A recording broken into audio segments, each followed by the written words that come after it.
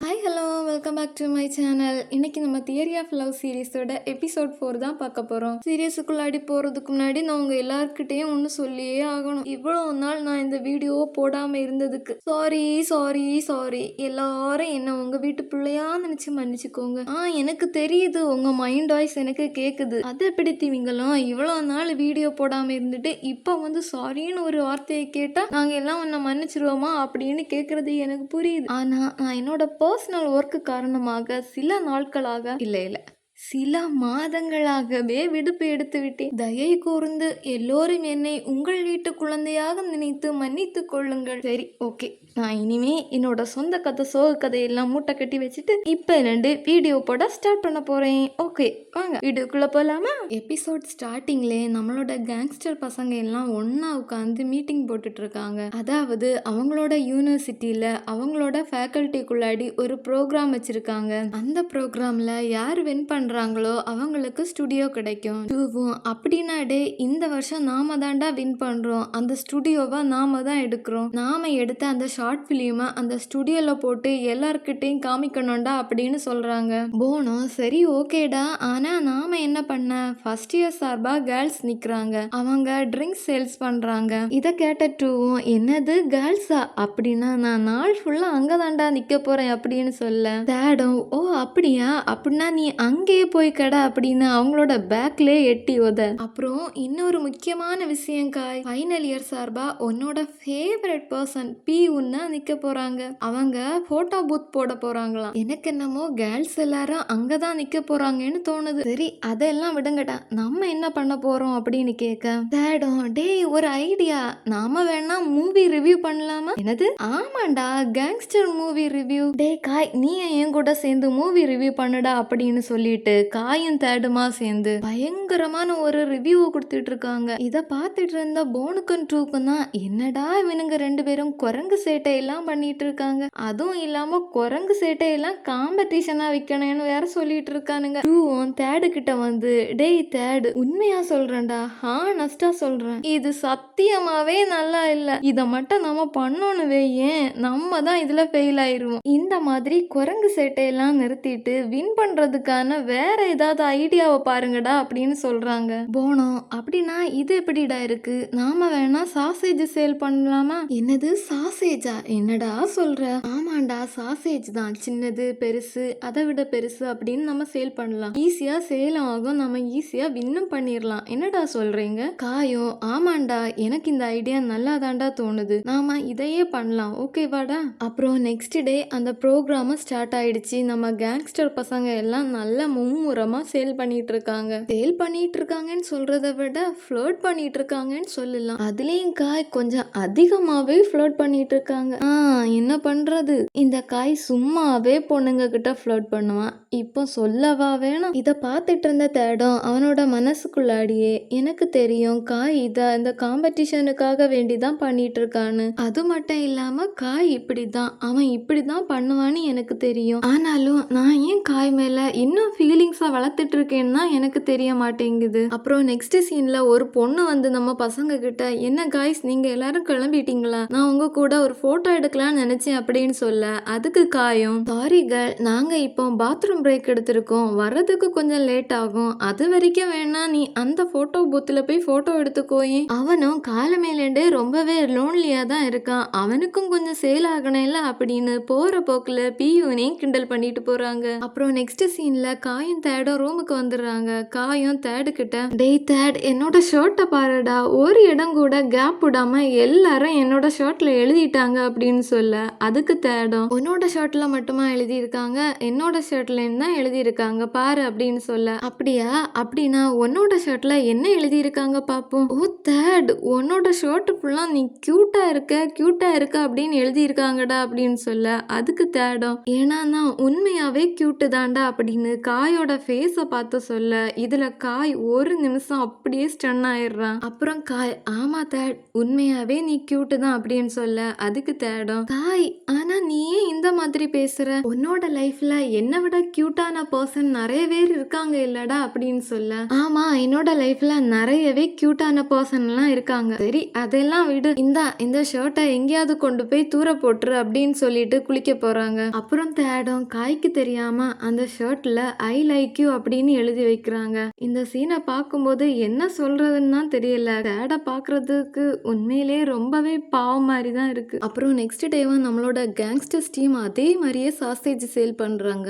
ஆனா ஒருத்தர் கூட வரல, எல்லாரும் அவங்களோட பூத்தை தாண்டி ஓடிட்டு இருக்காங்க. காயம், ஏண்டா இவங்க எல்லாரும் எங்கடா போயிட்டு இருக்காங்க, நம்ம கிட்ட சாசேஜ் வாங்காம அப்படின்னு கேட்க, அதுக்கு தேடும் கொஞ்சம் அங்க பாரு காய் அப்படின்னு சொல்ல, பார்த்தா எல்லா கேர்ள்ஸும் பீயினோட போட்டோ பூத்துல போய் நின்று போட்டோ எடுத்துட்டு இருக்காங்க. அப்ப அங்கண்டு வந்த டூவும் அவங்க கிட்ட, டேய் உண்மையை சொல்லணும்னா பீயுன் செம ஸ்மார்ட்டா, அவன் எடுக்கிற போட்டோ ரொம்பவே அழகா இருக்கு. அது மட்டும் இல்லாம அவன் எடுக்கிற அந்த போட்டோவை இன்ஸ்டன்டா அவங்களோட லைன் ஐடிக்கே அனுப்பி கொடுக்குறான் தெரியுமா அப்படின்னு சொல்ல, எப்படி இருந்தாலும் அவன் அந்த போட்டோவை எல்லாம் அவனோட ஓன் அக்கௌண்ட் வழியா தானே அனுப்பணும் அப்படின்னு சொல்ல, அதுக்கு டூவும் இல்லடா பியூன் தனி அக்கௌண்ட்டை கிரியேட் பண்ணி அது வழியா தான் எல்லா போட்டோவும் சென்ட் பண்றான். எனக்கு என்னமோ பியூனை பாக்குறதுக்கு ரொம்பவே ஜென்டில்மேனா தான் தெரியுது. போனோ சரிடா அவன் ஜென்டில்மேனாவே இருக்கட்டு, இப்ப நம்மளோட நிலைமை என்ன, நாம எப்படி சாசேஜ் எல்லாம் சேல் பண்றது? காயம், அதுக்கு நான் ஒரு ஐடியா வச்சிருக்கேன். அவன் போட்டோ எடுக்கிறான்னா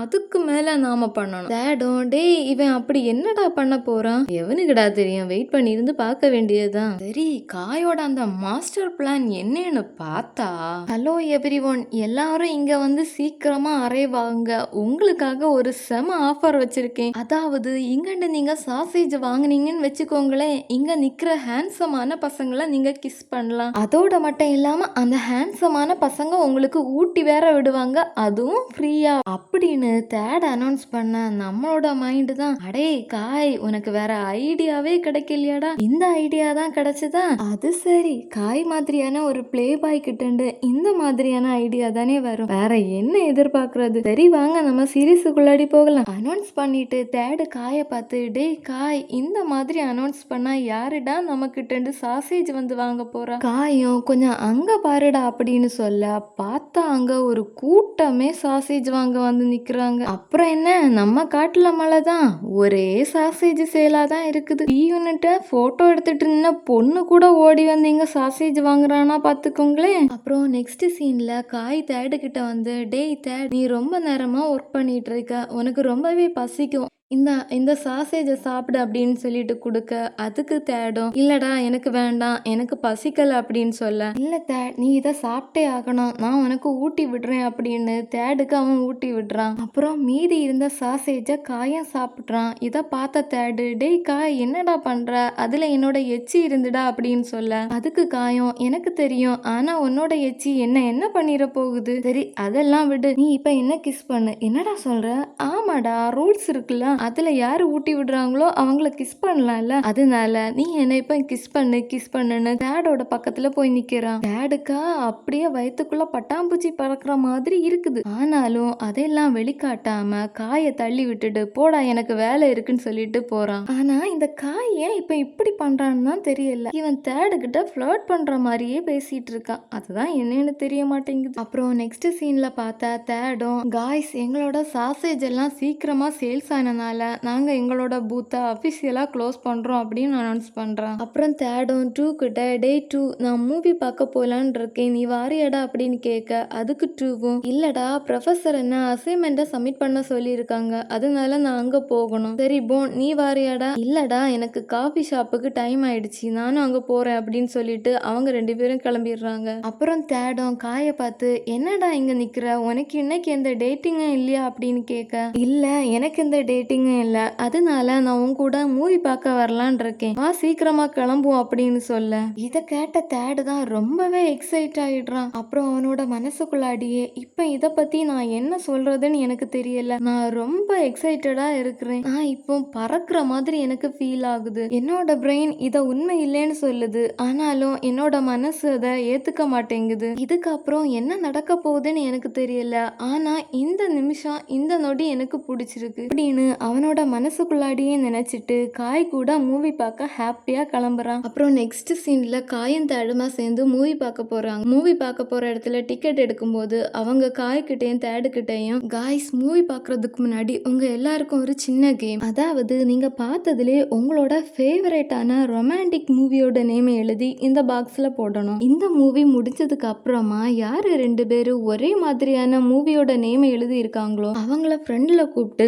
அவங்களுக்காக ஒரு சின்ன கிஃப்ட் வச்சிருக்கோம், அதை கொடுப்போம் அப்படின்னு சொல்றாங்க. அப்புறம் தேடங்காயும் அவங்க ஃபேவரட்டான ரொமான்டிக் மூவியோட நேம் எழுதி அந்த பாக்ஸ்ல போட்டுட்டு மூவி பாக்குறதுக்காக உள்ளாடி போய் உட்கார்றாங்க. அப்ப காயம் தேட பார்த்து, டேய் தேட், நீ என்ன மூவியோட நேம்டா எழுதி போட்ட அப்படின்னு கேட்க, அதுக்கு தேடம், நான் ஏன்டா அதை உன்கிட்ட சொல்லணும் அப்படின்னு சொல்ல, நான் ஒன் டே அந்த மூவியோட நேம தாண்டா எழுதி போட்டேன். அப்படியா காய், ஆனா நீ ரொம்ப நல்லாவே போய் சொல்ற. தேட், நீ என்ன பத்தி ரொம்ப நல்லாவே தெரிஞ்சு வச்சிருக்க. சரி, நீ எந்த மூவியோட நேம் எழுதி போட்டிருக்கேன்னு நான் கெஸ் பண்ணவா? அதெல்லாம் கெஸ் பண்ண வேண்டாம். நான் லவ் ரோசி அந்த மூவியோட நேம தான் எழுதி போட்டேன். ஆனா தேட், நீ இப்ப என்னை விட ரொம்ப நல்லா போய் சொல்ற. கண்டிப்பா நீ அந்த மூவியோட நேமே எழுதி போட்டிருக்கவே மாட்டேன். சரி சரி காய், இப்ப பேசுறத நிப்பாட்டிட்டு மூவி பாப்போமா, மூவி வேற ஸ்டார்ட் ஆயிடுச்சு அப்படின்னு 2 பேரும் சேர்ந்து மூவி பார்த்துட்டு இருக்காங்க. அப்புறம் மூவிக்கு நடுவுல காய் தேட பார்த்து, டேய் தேட், ஒருவேளை அந்த மூவில வர கேரக்டர் மாதிரி உன்னோட ரியல் லைஃப்ல நடந்தா நீ என்ன பண்ணுவ அப்படின்னு கேட்க, அப்படி மட்டும் என்னோட லைஃப்ல நடந்தா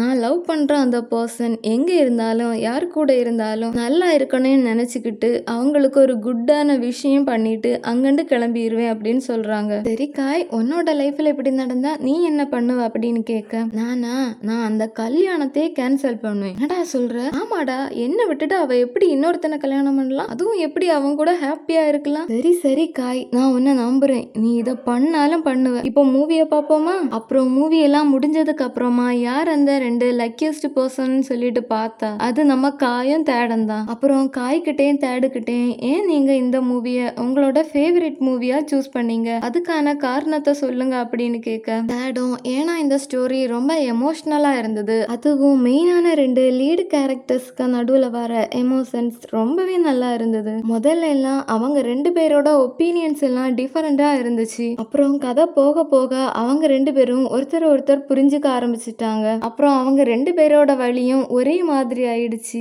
லைக் புத்தகமும் பேனாவும் மாதிரி 2யுமே பிரிக்க முடியாதுல்ல, அதே மாதிரி ஆயிட்டாங்க. அப்புறம் காயம் தேடுகிட்டு மைக்க பிடிச்சி, என்னடா இவன் இப்படி சொல்றான்னு நினைக்காதுங்க, உண்மையை சொல்ல போனா தேடு சொன்ன அதே பாயிண்ட் தான் எனக்கும் அந்த மூவில பிடிச்சிருந்து அப்படின்னு சொல்றான். அப்புறம் காயம் தேடுகிட்ட ஒரு ஸ்நாக்ஸை கொண்டு வந்துட்டு, டே என்ன இதை சாப்பிடு அப்படின்னு சொல்லிட்டு கொடுக்க, அதுக்கு தேடும், இல்லடா எனக்கு வேண்டாம், இந்த ஸ்நாக்ஸை நீ எப்போ கொண்டு வந்தாலும் உனக்கு ஏதாவது ஃபேவர் ஆகணும்னா மட்டும்தான் கொண்டு வருவேன், அதனால எனக்கு இது வேண்டாம் அப்படின்னு சொல்றான். அதுக்கு காயும், இல்லடா இந்த டைம் நான் அதுக்காக எதுவும் கொண்டு வரல, உனக்காக தான் வாங்கிட்டு வந்தேன், இந்த சாப்பிடு அப்படின்னு சொல்லிட்டு கொடுக்குறான். அப்புறம் தேடம் காய்கிட்ட, டேய் காய், உனக்கு தான் அந்த மூவி பிடிக்கவே பிடிக்காது இல்லடா, அப்ப ஏன் அந்த மூவியோட நேமை எழுதி போட்ட அப்படின்னு கேட்க, அதுக்கு காயும், ஏன்னா தேட், அந்த மூவி உனக்கு பிடிக்கும் இல்ல, அதனால என்னடா வந்துச்சு, ஏன்னா எனக்கு உன்னோட வார்த்தையும் என்னோட வார்த்தையும் ஒரே மாதிரி இருக்கணும்னு நினைச்சேன். இதை கேட்ட தேடும் அவனோட மனசுக்குள்ளாடியே, எங்களோட இந்த 3 வருஷம் ஃப்ரெண்ட்ஷிப்ல நானும் காயும் நிறைய வாட்டி ஃபைட் பண்ணியிருக்கோம், எங்க 2 பேருக்குமான எண்ணங்கள்ல நிறைய வித்தியாசம் இருந்துச்சு,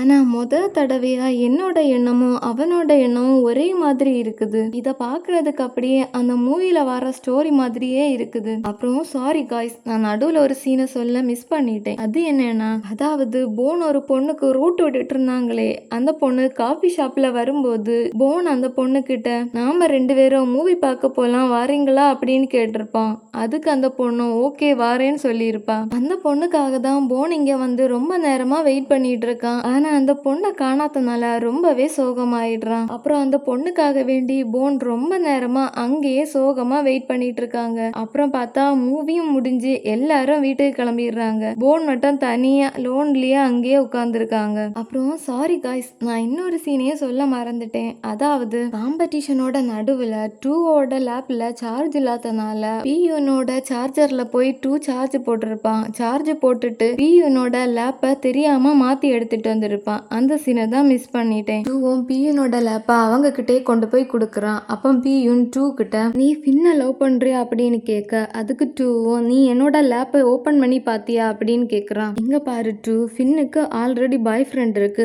அது மட்டும் இல்லாம அவளோட பாய் ஃப்ரெண்ட் என்னோட பெஸ்ட் ஃப்ரெண்ட். அதனால நீ அவகிட்ட இருந்து கொஞ்சம் தள்ளியே இருந்துக்க அப்படின்னு சொல்றான். இத கேட்டு ரொம்பவே டென்ஷன் ஆன ட்ரூ பியூனு கிட்ட வந்து, இங்க பாரு ஃபின்னை நான் ஹை ஸ்கூல்ல இருந்தே லவ் பண்ணிட்டு இருக்கேன் அப்படின்னு சொல்ல. அப்படின்னா ட்ரூ நீ ஏன் இதை முதல்ல அவகிட்ட சொல்லலன்னு கேட்க, ட்ரூவும் எதுவும் பேச முடியாம அமைதியா அங்கிருந்து கிளம்பிடுறான். அப்புறம் நெக்ஸ்ட் சீன்ல காயும் தேடுமா சேர்ந்து ஒரு மூவிக்கு போறாங்க. மூவி பார்த்துட்டு இருக்கும் போதே காய் தேடோட ஷோல்டர்ல சாஞ்சு படுத்துக்கிறான். இதை பார்த்த தேடம், டே காய் என்னடா பண்ணிட்டு இருக்க அப்படின்னு கேட்க, அதுக்கு காயும், எனக்கு ரொம்பவே குளிருதுடா, அது மட்டும் இல்லாம இப்படி படுத்திருக்கிறது ரொம்பவே நல்லா இருக்கு. நான் இந்த மூவி முடிகிறது வரைக்கும் உன்னோட ஷோல்டர்ல இப்படியே படுத்திருக்கிறான்டா அப்படின்னு சொல்றான். காய் இப்படி சொல்லுவான்னு கொஞ்சமா எதிர்பார்க்காத தேடு அவனோட மனசுக்குள்ளாடியே, இப்ப நான் என்ன பண்றது, நான் என்னமோ கனவு கண்டுட்டு இருக்க மாதிரி எனக்கு தோணுது. ஒருவேளை இது கனவா இருந்தா இந்த கனவு கலையவே கூடாது. அது மட்டும் இல்லாம இப்போ ஓடிட்டு இருக்க இந்த மூவியும் முடியவே கூடாதுன்னு எனக்கு தோணுது அப்படின்னு மனசுக்குள்ளாடியே திங்க் பண்றான். அப்புறம் மூவி எல்லாம் முடிஞ்சு தேடு தனியா நடந்து வந்துட்டு இருக்கான். அப்ப காய் அங்க வந்து, டேய் தேடு, நீ உன்னோட காரை கொண்டு வரலன்னு ஏன்டா என்கிட்ட சொல்லல? சரி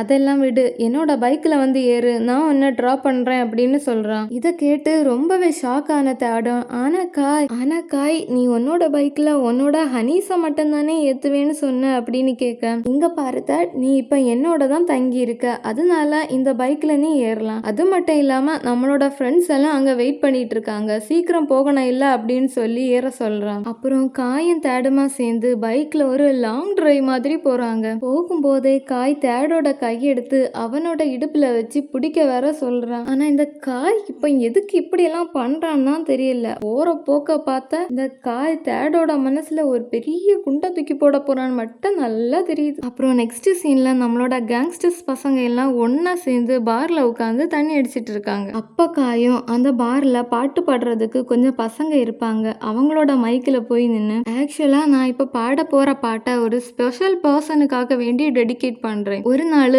அந்த பர்சன் என்கிட்ட எனக்காக ஒரு பாட்டு பாடுன்னு கேட்டாங்க. ஆனா அந்த நாள் அந்த நேரம் என்னால பாட்டு பாட முடியல, அதுக்காக தான் இப்போ நான் அவங்களுக்காக பாட்டு பாடுறேன்னு சொல்லிட்டு ஒரு லவ் சாங்க இருந்து பாடிட்டு இருக்காங்க. அது சரி, நம்ம தேடுக்கு இதுக்கு பின்னாடி எவ்வளவு பெரிய ஆப்பு காத்துட்டு இருக்க போகுதோன்னு தெரியலையே. பாடி முடிச்சிட்டு நம்ம தேடு கிட்ட வந்து என்னோட பாட்டு எப்படி இருக்கு அப்படின்னு கேட்க, அதுக்கு தேடும், எனக்கு என்னமோ பஃபலோ கணச்ச மாதிரி ஒரு சவுண்டு கேட்ட அப்படின்னு சொல்றான். போடா, நான் எவ்வளவு கஷ்டப்பட்டு என்னோட இதயத்துலண்டு பாடினேன் தெரியுமா, நீ இப்படியா சொல்ற, எனக்கு இங்க இருக்கவே பிடிக்கல, வா போன் நம்ம ரெஸ்ட் ரூம் போவோன்னு சொல்லிட்டு போனையும் சேர்த்து ரெஸ்ட் ரூம் இழுத்துட்டு போறோம். அப்போ டூவும் தேட பார்த்து, டேய் தேடு, உங்க ரெண்டு பேருக்குள்ள என்னடா நடக்குது, அவன் உனக்காக பாட்டெல்லாம் பாடுறான், அது மட்டும் இல்லாம எப்படி இருக்குன்னு உன்கிட்டயே வந்து கேக்குறான், என்னடா நடக்குது எனக்கு தெரியாம அப்படின்னு கேட்க, போடா நீ ரொம்ப அதிகமா இமேஜின் பண்றேன்னு நினைக்கிறேன், எனக்கு இப்ப ரெஸ்ட் ரூம் வருது, நான் கிளம்புறேன் அப்படின்னு சொல்லிட்டு தேட அங்கண்டு கிளம்புறான். ரெஸ்ட் ரூம்ல காய் போனு கிட்ட, டேய் போன், நீ அப்படியெல்லாம் திங்க் பண்ணாத, நீ திங்க் பண்றது மொத்தமாவே தப்பு அப்படின்னு சொல்றான். ஆனா காய், நான் பார்த்த வரைக்கும் தேடுக்கு உன் மேல ஃபீலிங்ஸ் இருக்குன்னு தான் எனக்கு தோணுது அப்படின்னு சொல்ல, ஆமா போன், எனக்கு இந்த டவுட்டு ரொம்ப நாளா இருந்துச்சு, அதனால தான் அதை டெஸ்ட் பண்றதுக்காக வேண்டி தேட மூவி பார்க்க கூட்டிட்டு போனேன், அவனோட ஷோல்டர்ல சாஞ்சி படுத்து கிடந்தேன், அவனுக்கு ஊட்டி விட்டேன், ஏன் அவனை கிஸ் பண்ண கூட சொன்னேன், அது மட்டும் இல்லாம என்னோட ஃபேவரட் பைக் அதுல கூட அவனை ஏத்துனேன், ஒருவேளை இதே இடத்துல இன்னொரு பர்சனோ இல்ல ஒரு கேலா கூட இருந்திருந்தா அவங்களோட ட்ரெஸ்ஸை ரிமூவ் பண்றதுக்கு ரெடியா இருந்திருப்பாங்க. ஆனா தேட் அப்படியெல்லாம் இல்லடா, அவன் ஜஸ்ட் என்கிட்ட ஃப்ரெண்ட்லியா மட்டும்தான் பழகுறான் அப்படின்னு காய் போனு கிட்ட சொல்லிட்டு இருக்கிறதை எல்லாம் தேட் வெளியே நின்று கேட்டுட்டு இருக்காங்க. அட பாவி காய், கடைசியில நீ தேட டெஸ்ட் பண்றதுக்காக வேண்டிதான் இப்படி எல்லாம் ஃப்ளோட் பண்ணியா? ஆனா காய், நீ இவ்வளவு புலன் விசாரணை எல்லாம் நடத்தின பிறகும் தேடோட மனசுல இருக்கிற ஃபீலிங்ஸ உன்னால புரிஞ்சிக்க முடியலையே காய், என்ன சொல்றது? இதெல்லாம் வெளியே நின்று கேட்டுட்டு இருந்த தேடும் அவனோட மனசுக்குள்ளாடியே, அவ்வளவுதான்,